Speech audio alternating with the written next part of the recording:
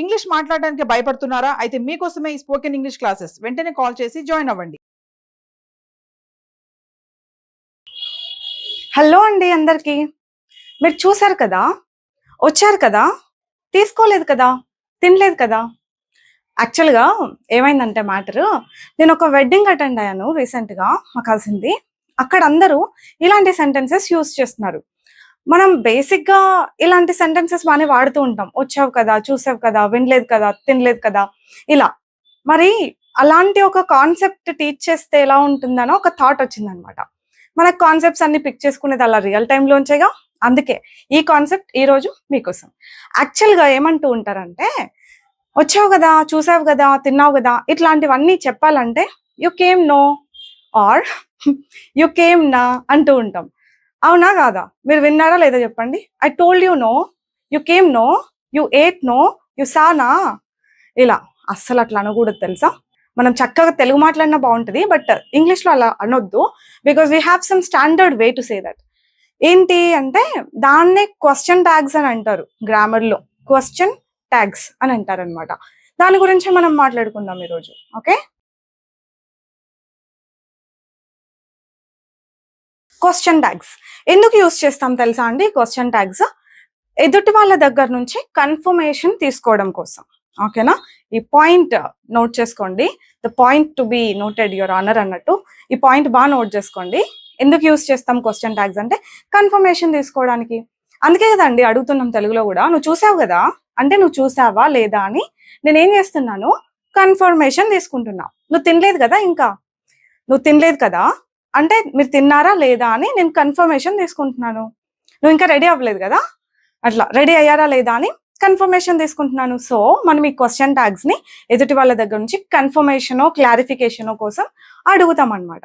ఇప్పుడు దీంట్లో ఒక చిన్న ట్విస్ట్ ఏంటంటే, మనకి సెంటెన్స్ పాజిటివ్ లో ఉందంటే ట్యాగ్ నెగటివ్ లో ఉండాలి.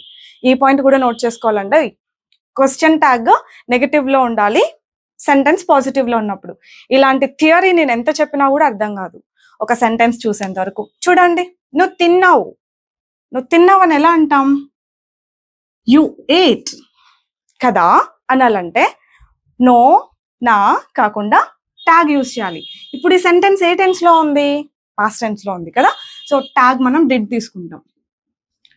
Negative tag didn't you, you ate didn't you, నువ్వు తిన్నావు కదా. క్వశ్చన్ ట్యాగ్ నెగటివ్ లో ఉంది, సెంటెన్స్ పాజిటివ్ లో ఉన్నప్పుడు. సరే, నువ్వు తినలేదు కదా కదా, ఇప్పుడు తినలేదు అనాలంటే యు డింట్ ఈట్. తినలేదు నువ్వు కదా అనాలంటే did you, you didn't eat did you. ఇవి పర్ఫెక్ట్ గా మాట్లాడాలంటే ఇట్లానే మాట్లాడాలి. కానీ నేను ఇన్ని గుర్తుపెట్టుకోలేమనుకున్న వాళ్ళకి లాస్ట్ లో ఒక చిన్న టిప్ చెప్తా.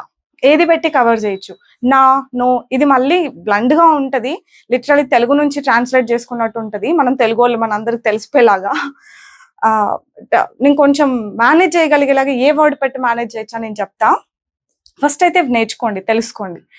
మన సెంటెన్సెస్ లో V2 ఉందనుకోండి, V2 ఉందనుకోండి, మనం ట్యాగ్ డిడ్తో పెట్టాలి.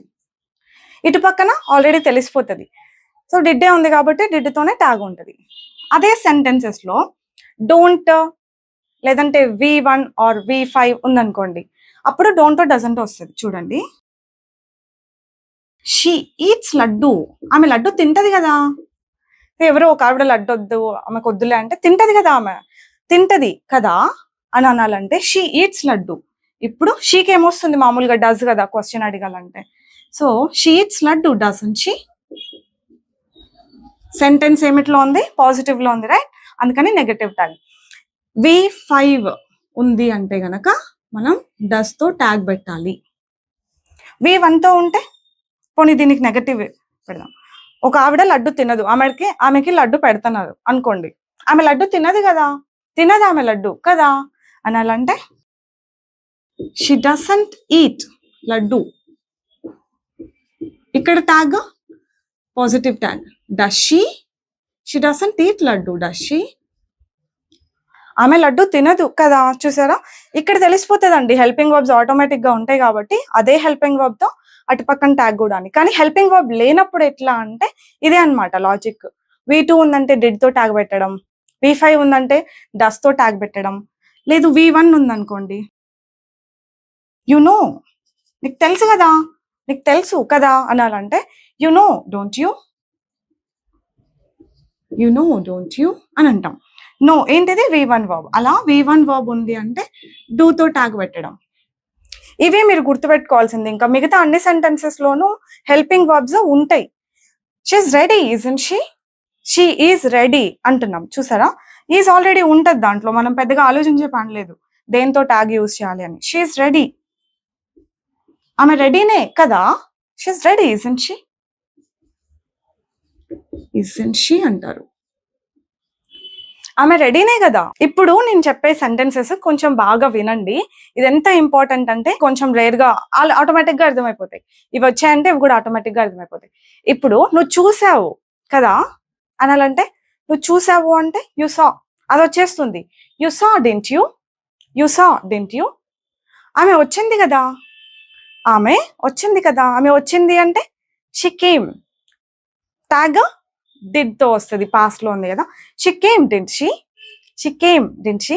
నేను తెలుగు చెప్పినప్పుడు తర్వాత నేను ఇంగ్లీష్ చెప్తా కదా, ఒక సెకండ్ గ్యాప్ ఉంటుంది కదా, మీరు కూడా ఆలోచించండి, మీరు కూడా చెప్పడానికి ట్రై చేయండి నాతో పాటు.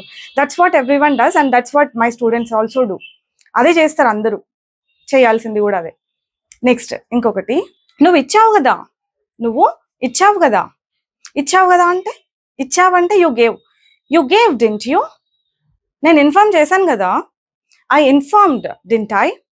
మేము యాడ్ చేసాం కదా మిమ్మల్ని, మేము యాడ్ చేసాం కదా, we added you didn't we. చూసారా ఎంత ఈజీగా ఉన్నాయో. మనం పాజిటివ్ సెంటెన్సెస్ చెప్తున్నాం, కన్ఫర్మేషన్ అడుగుతున్నాం కాబట్టి ఇట్లా didn't I, didn't we, didn't she, didn't he, అట్లాగా. ఓకేనా. అతను పే చేశాడు కదా, హీ పేడ్ డింట్ హీ. ఓకేనా. ఇదంతా చాలా స్టాండర్డ్ గా ఉంటుంది అనమాట. మనం కొంచెం అర్థం చేసుకోవాల్సింది, ప్రాబబ్లీ కొంచెం కష్టపడాల్సింది ఇక్కడే. V2 ఉందంటే డిడ్ తో ట్యాగ్ అడగడం, V5 ఉంది సెంటెన్సెస్ లో అంటే ఇలా డస్ తోటి ట్యాగ్ యూజ్ చేయడం. అంటే ఎట్లా అంటే ఇది she pays every month doesn't she, ఆమె ప్రతి నెల పే చేస్తుంది కదా. She needs the laptop doesn't she, ఆమెకి ల్యాప్టాప్ అవసరం కదా. He takes care of everything, అతను చూసుకుంటాడంతా. Doesn't he, చూసుకోడా. అలా నెగటివ్ సెంటెన్స్ లో వస్తే ఇంకా ఈజీ, మనం ఆలోచించే పని లేకుండా హెల్పింగ్ వర్బ్ అందులోనే ఉంటుంది, అంతే కదా. You did not learn did you, నువ్వు నేర్చుకోలేదు కదా. You did not subscribe the channel did you, మీరు సబ్స్క్రైబ్ చేయలేదు కదా. You did not share it to anyone did you. చూసారా ఎంత బాగున్నాయి కదా, ఎవరికి షేర్ చేయలేదు మీరు కదా. You did not learn anything did you, you are not noting it, noting it, you are not noting it. ఈ సెంటెన్స్ వేరే ఉంది అంటే ఆర్ వచ్చింది కదా, మీరేం నోట్ చేసుకోవట్లేదు. ఆర్ యూ, ఇక్కడ ట్యాగ్ ఆర్ యూ అని వస్తుంది, ఎందుకంటే సెంటెన్స్ లో యు ఆర్ నాట్ నోటింగ్ అని ఉంది కాబట్టి. You are not noting it, are you, మీరు నోట్ చేసుకోవట్లేదు కదా. You are just watching aren't you, positive sentence కదా. You are just watching aren't you, మీరు ఊరికే చూస్తున్నారు కదా. You are smiling aren't you, మీరు నవ్వుతున్నారు కదా. ఇలాగా ట్యాగ్స్ చాలా ఎలిగెంట్ గా ఉంటాయి అన్నమాట. ఎలిగెంట్ అంటే స్టైల్ గా ఉంటాయి అంతే. ఇవన్నీ అసలు గుర్తుండవు అనిత, ఇంకా ఏదో ఒక చిన్న షార్ట్ కట్ లాంటిది ఏదైనా చెప్పు అంటే, నో నాకంటే రైట్. ఓకే, రైట్ అన్నది బాగుంటది. You came right, I told you right, చెప్పాను కదా నేను. షీ ఈట్స్ ఇట్ రైట్, ఆమె తింటది కదా. ఓకేనా. బట్ మాక్సిమం ట్రై చేయండి, ట్యాగ్స్ ఏమంత డిఫికల్ట్ ఏం కాదు. ఫస్ట్ టైం వింటే డిఫికల్ట్, సెకండ్ టైం వింటే డిఫికల్ట్, ప్రాక్టీస్ చేస్తే ఏమంత డిఫికల్ట్ గా అనిపించదు. దిస్ ఇస్ ఇట్ అండి. ఏం వాడతారు ట్యాగ్స్ రానప్పుడు? రైట్ అన్న వర్డ్ వాడండి తప్ప నో నా ఇంకెప్పటి నుంచి వదిలేసేయండి, స్కిప్ చేసేసేయండి. ఓకేనా. That's it for today. Probably I'll see you with some other new concept next time. Bye bye. Take care.